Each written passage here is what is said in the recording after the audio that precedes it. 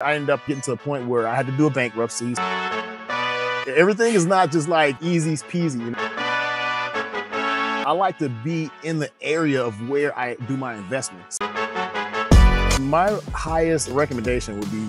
Meet Scott, a retired military veteran from Chicago who served in the Space Force and now lives part-time in Colombia. He built financial freedom through real estate in the US and abroad.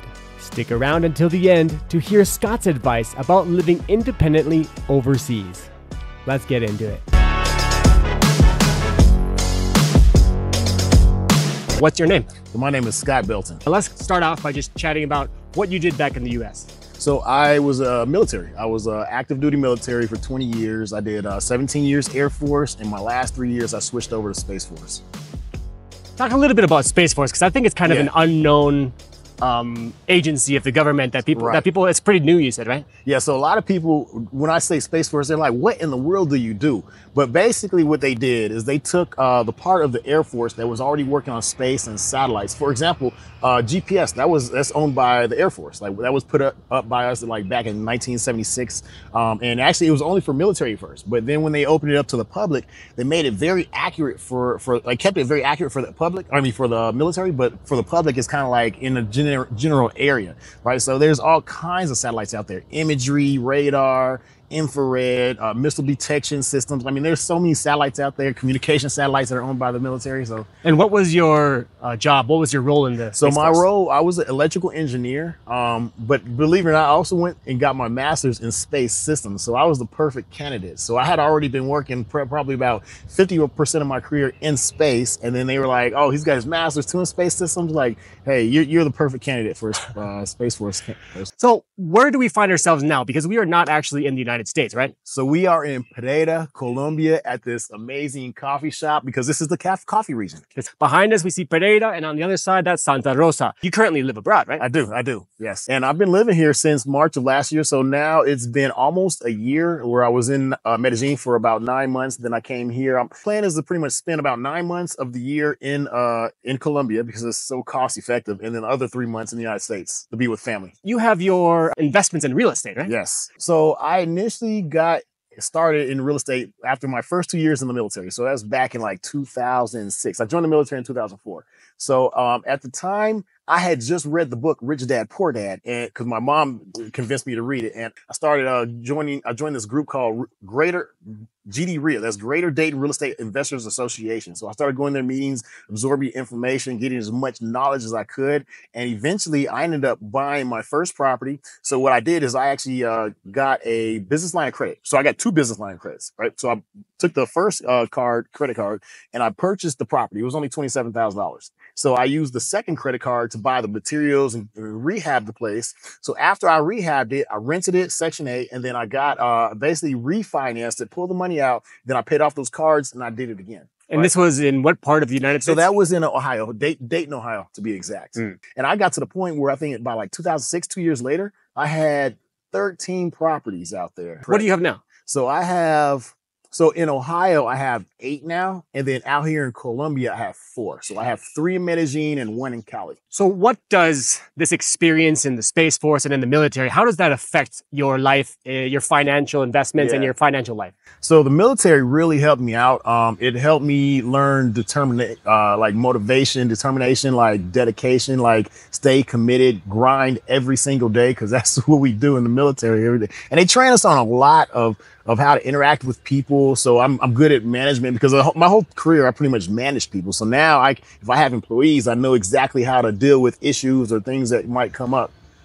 What is your strategy for managing properties in 2 different countries? So it keeps me occupied. It's not easy, but the best thing is really to have a good team. So if you have a good team that's doing the right things, you have to trust them. And a lot of times, like, people try to work on their own businesses. If you just step back and get into a more managerial mindset, you can do that. Do you have a team in Colombia and a team in America? So that's correct. So I have different managers. I have one manager in the Dayton, Ohio area. I have another manager in Medellin. And then, so actually, I have a management company in Cali that kind of just deals with everything down there. So I don't even have to think about that one. Which team has the easiest time managing? I would say the easiest one would be my one in Cali because I'm completely hands off with that one. They're 100% on, but then their fee is more. They're taking like a 20% cut versus they're doing 10% on my other managers. And how does this rental income you get from all these properties, how does that compare to the pension or the retirement income you get from the military? So my military retirement is about $4,000 a month, and my rental income is just supplements that, so I can just do more and have more fun. And I really like passive income. If you didn't have these properties, could you retire without them? Actually, I could. I don't really need the property real estate income to survive out here. I mean, $4,000 a month. I mean, I could easily survive $1,000 a month out here, or even live like a king and like bump it to like 15 or 2,000 a month. How much do you spend currently? So right now I'm spending on my Airbnb that I have for this month. It's really nice. Spending $1,000 a month on that one, and like living expenses is probably like food is like probably $200 a month. Transportation is less than $10 a month. I mean, like I'm spending well under $1,500 a month for living, and I'm in a really nice place. If you're enjoying this interview and you're interested in seeing more content like this, you can check out my playlist called the Expat Interview Playlist, where I have been interviewing people from Guatemala all the way down through Central America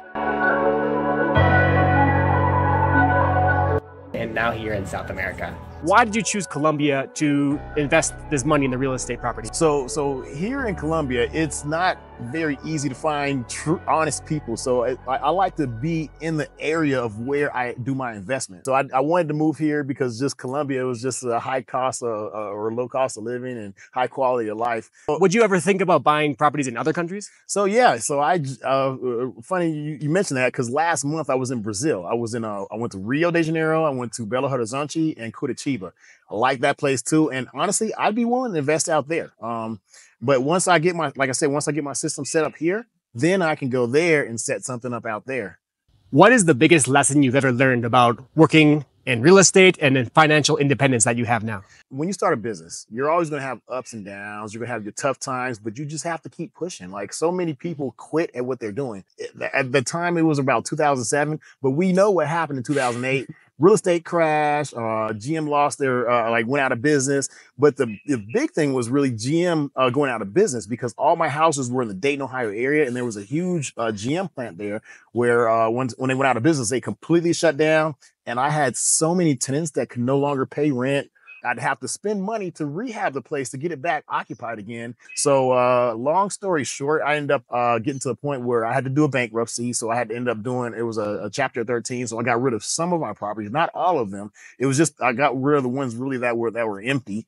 And then also I had one that foreclosed as well. So, I mean, I didn't, everything is not just like easy peasy, you know, you got to keep grinding. What would be a suggestion that you have for perhaps other retiring military veterans that might want to do the same thing that you did, achieve financial independence, financial freedom by investing in real estate, both in the United States and abroad?